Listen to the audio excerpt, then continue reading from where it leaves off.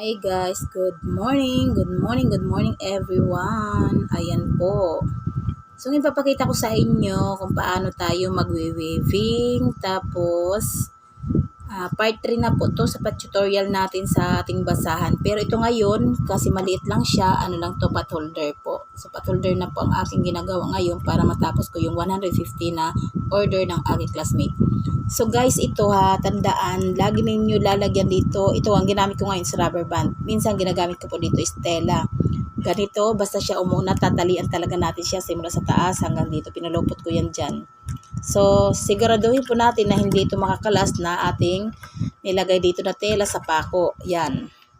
Tapos pag okay ka na, maglagay ng mga rubber band na sinigurado mo na hindi makakalas yung tela. Ngayon, mag-uumpisa na tayo mag-weaving. No?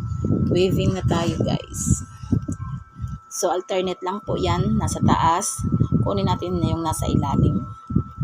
Yung nasa taas, ilalim natin. Yung nasa ilalim, itataas natin. Alternate lang yan guys pag sa pag-weaving natin. So siguraduhin po, tingnan kung dalawa ang inyong nakukuha na tela. Baka mamaya isa lang na pares, minsan ito lang kasi ang nakukuha ninyo. So mali po yun. Kailangan pares-pares po yan. So ito, tatanggalin natin siya dito. Ayan. Tapos ipapasok natin dito sa unang nasa nakalubog na tela, na tali ng tela. Yan.